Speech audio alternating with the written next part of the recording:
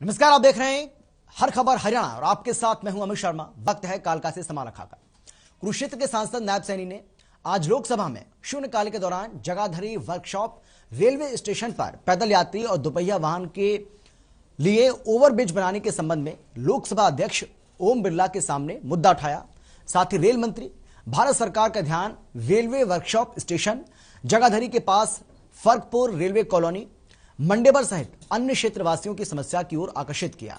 नायब सैनी ने कहा है कि इस क्षेत्र की आबादी करीब 40,000 है। इस क्षेत्र में निवास करने वाले लोगों का स्कूल, कॉलेज, मार्केट, अस्पताल और एकमात्र शमशान घाट रेलवे लाइन की दूसरी तरफ पड़ता है। यहाँ के बच्चों को स्कूल और कॉलेज निवासियों को मार्केट, अस्पताल और दाह संस्कार के लिए शमशान घाट जाने के लिए करीब 3 से 4 किलोमीटर का रास्ता पैदल ही तय करना पड़ता है और इसीलिए इस पर विचार किया जाए। रादौर विधानसभा की एक गंभीर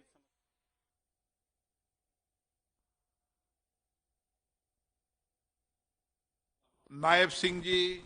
माननीय महोदय, इस क्षेत्र की आबादी करीब 30-40 हजार है। इस क्षेत्र में निवास करने वाले लोगों का स्कूल, कॉलेज, मार्केट, अस्पताल और एकमात्र शमशान घाट रेलवे लाइन के दूसरी तरफ पड़ता है। यहाँ के बच्चों को स्कूल व कॉलेज तथा निवासियों को मार्केट, अस्पताल और दाह संस्कार हेतु शमशान घाट जाने के लिए करीब 3-4 किलोमीटर का रास्ता पैदल तय करने के लिए मजबूर होना पड़ता है। माननीय अध्यक्ष महोदय, आदरणीय प्रधानमंत्री जी ने पिछले 2014 के बाद देश के अंदर जो रेलवे फाटक थे उनको रेलवे फाटक से मुक्त किया है। इस क्षेत्र के अंदर एक क्रॉसिंग गेट नंबर 100C था जिसे अब स्थायी रूप से बंद कर दिया गया है। रेलवे द्वारा एक अंडरपास बनाया गया है जो आबादी से काफी दूर है, 3-4 किलोमीटर की दूरी पर है, सुनसान जगह पर है। रात के समय लूटपाट व किसी अप्रिय घटना होने का डर है और वहां पर बरसात के समय में, आदरणीय अध्यक्ष जी 1 मिनट, बरसात के समय में वहां पर पानी भर जाता है उस अंडरपास के नीचे और लोगों को आने जाने में बड़ा समस्या का सामना करना पड़ता है।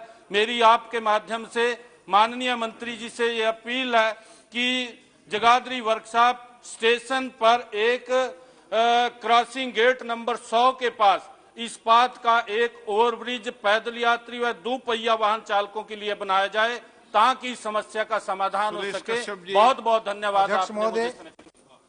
नायब सिंह जी।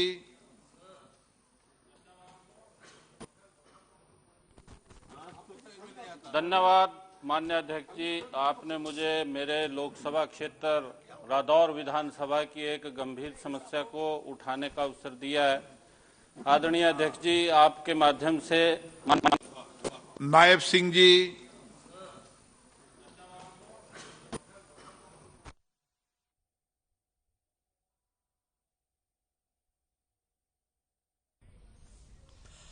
चंडीगढ़ में नेता प्रतिपक्ष भूपेश सिंह हुड्डा की अध्यक्षता में कांग्रेस दल की बैठक हुई है। बैठक के बाद हुड्डा ने प्रेस कॉन्फ्रेंस करते हुए सरकार पर जमकर निशाना साधा।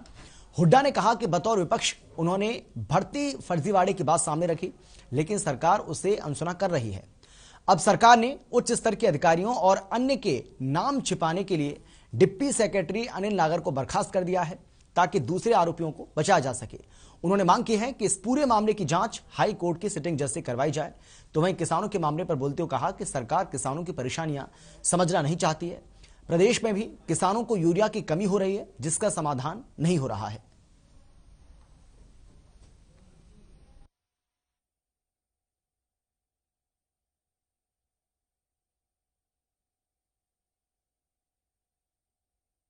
तो आपको मालूम ही है, बेरोजगारी में आज हरियाणा नंबर 1 है। मेरे को बार बार कहने की जरूरत नहीं, इसमें कोई दो राय नहीं कि माने ना माने।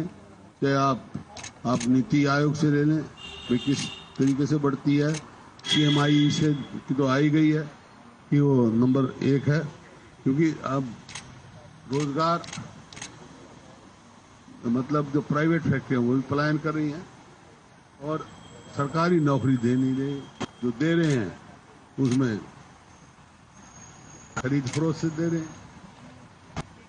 राम लगी अकेले शिक्षा विभाग में 40,000 पोस्ट खाली हैं आज, 40,000 in each one department only. इसी प्रकार से हर डिपार्टमेंट का ये हुआ है।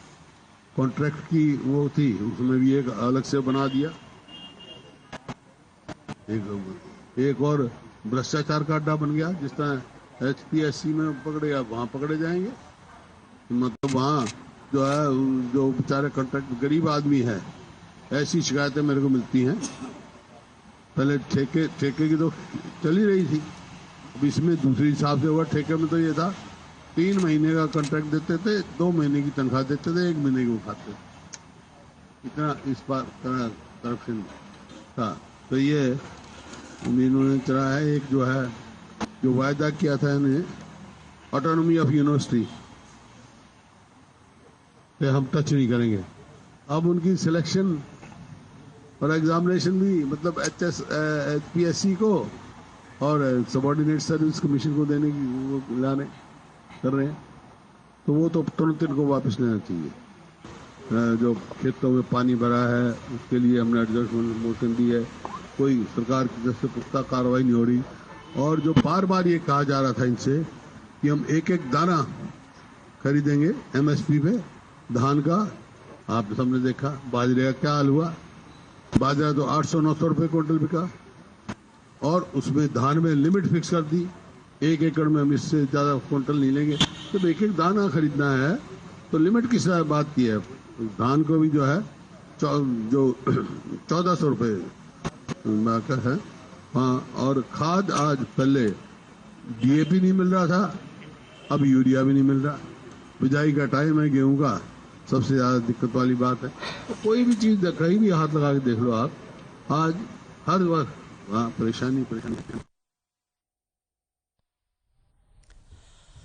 तो भूपेश सिंह हुड्डा को आपने सुना। भूपेश सिंह हुड्डा ने कांग्रेस विधायक दल की बैठक बुलाई थी और कांग्रेस विधायक दल की बैठक के बाद उन्होंने प्रेस कॉन्फ्रेंस की, और इस प्रेस कॉन्फ्रेंस के दौरान किस तरीके से प्रदेश सरकार पर तमाम मामलों को लेकर, तमाम मसलों को लेकर उन्होंने हमला बोला है, ये आपने सुना। खासतौर पर HPSC मामले को लेकर उनका यह कहना है कि HPSC मामले में सरकार ने लीपापोती करने की कोशिश की है, जबकि सरकार को चाहिए कि HPSC के चेयरमैन को बर्खास्त करना चाहिए, लेकिन सरकार HCS अनिल नागर को बर्खास्त कर मामले में लीपापोती करने की कोशिश कर रही है।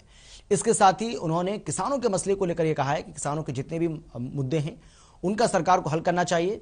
और इसके अलावा उन्होंने कहा है कि प्रदेश में खाद की किल्लत लगातार बनी हुई है और सरकार इस पर गंभीर नहीं है। सरकार इस पर किसी तरह का कोई विचार नहीं कर रही है कि ताकि किसानों को खाद की किल्लत ना हो, किसानों को खाद की दिक्कत ना हो। तो HPSC मामले में सरकार को जमकर घेरा है। कांग्रेस विधायक दल की जो बैठक हुई उसमें भी कई अहम मुद्दों को लेकर चर्चा की गई है। खासतौर पर आपको हम बता दें, क्योंकि अब 17 दिसंबर से विधानसभा का शीतकालीन सत्र शुरू होने वाला है और उसको लेकर भी कांग्रेस पार्टी मुखर हो गई है।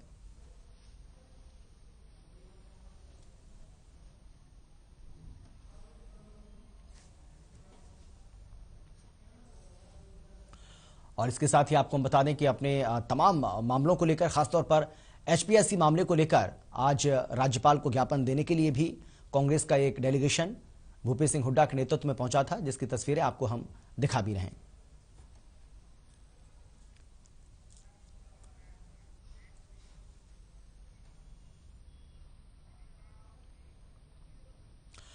यमुनानगर के जगाधरी में 2 दिवसीय मुख्यमंत्री अंत्योदय मेले का आयोजन किया गया। कार्यक्रम में शिक्षा मंत्री कल्पना गुर्जर ने मुख्य अतिथि के तौर पर शिरकत की। आपको बता दें कि मेले में राज्य सरकार के कई विभागों के अधिकारियों ने भाग लिया। साथ ही मेले में योग्य पात्रों को सरकारी योजनाओं की जानकारी दी गई और बैंकों के माध्यम से लोन के तौर पर आर्थिक सहायता भी प्रदान की गई।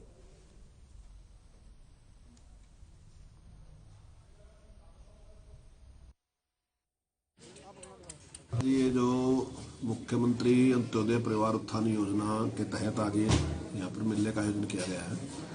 और आज जगाधरी ब्लॉक से ऐसे लोग जिनकी आमदन 1 लाख से कम है, ऐसे लोगों को चिन्हित किया गया और ऐसे 1210 लोगों को यहाँ पे बुलाया गया। आज जो है 605 लोग आज बुलाए गए और 605 लोग कल के लिए बुलाए गए। और उसमें सभी विभागों की तरफ से यहाँ पे काउंटर लगाए गए हैं। हम उनको कहाँ रोजगार दे सकते हैं, कहाँ इस प्रकार का रोजगार है।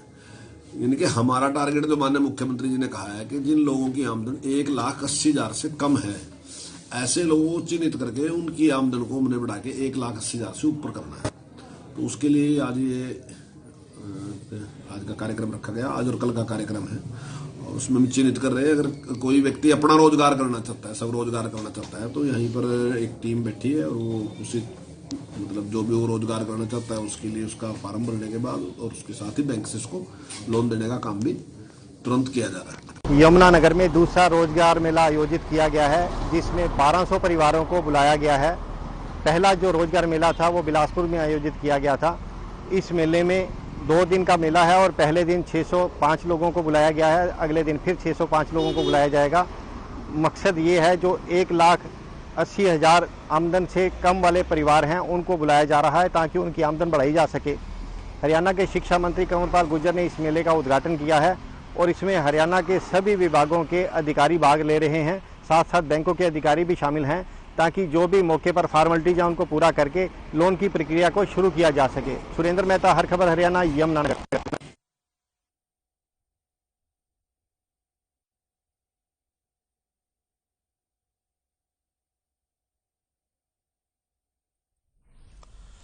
और अब खबर चंडीगढ़ से है, जहां प्रदेश के बेरोजगार युवाओं को हरियाणा सहकारिता विभाग बीटा बूथ के माध्यम से रोजगार देने की योजना शुरू करने जा रहा है। आपको बता दें कि इस योजना में युवाओं को आत्मनिर्भर बनाने के लिए 5000 बीटा बूथ खोला जाएगा, जिसमें युवा फल, फ्रूट और सब्जी भी बेच सकता है। सहकारिता मंत्री डॉक्टर बनवारी लाल ने बताया है कि बैंक से लोन लेने वालों के लिए भी वन टाइम सेटलमेंट की योजना के साथ ही लोन डिफॉल्टर्स बैंक का भुगतान कर दोबारा लोन योजना का लाभ लिया जा सकता है।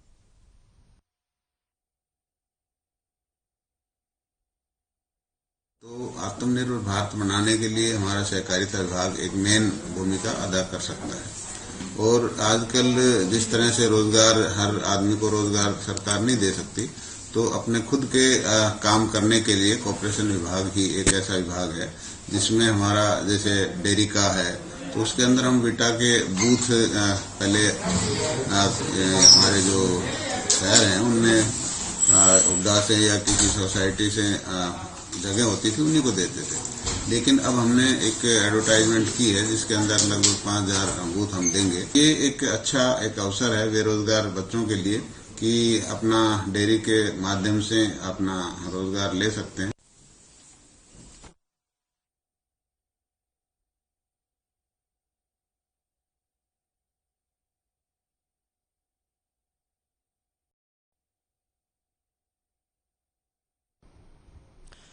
हरियाणा के गृह और स्वास्थ्य मंत्री अनिल विज ने कहा है कि राज्य के युवाओं को नशे से दूर करने और छुड़वाने के लिए सभी जिलों में पुनर्वास केंद्र यानी कि नशा मुक्ति केंद्र की स्थापना के संबंध में स्टैंडर्ड ऑपरेटिंग प्रोसीजर यानी कि एसओपी तैयार की जाएगी।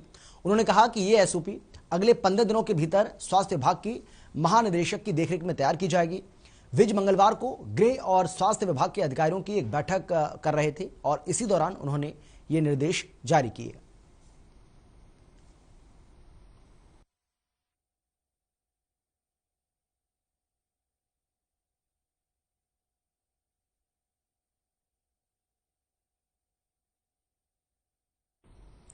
करनाल जिले में दहेज में 20 लाख रुपए और फॉर्च्यूनर गाड़ी मांगने के बाद शादी टूटने का मामला तूल पकड़ता जा रहा है और अब इस मामले में हरियाणा महिला आयोग ने संज्ञान ले लिया है। इस मामले में हरियाणा महिला आयोग की चेयरमैन प्रीति भारद्वाज दलाल ने संज्ञान लिया और मीडिया से मिली जानकारी के बाद वो करनाल पहुंच गई। उन्होंने पहले लड़की पक्ष फिर लड़के पक्ष से बातचीत की और ये बातचीत इस केस की तफ्तीश कर रहे हैं। डीएसपी के सामने ही हरियाणा महिला आयोग की चेयरमैन ने कहा है कि दहेज लेना एक बीमारी है और यह काफी शर्मनाक घटना है।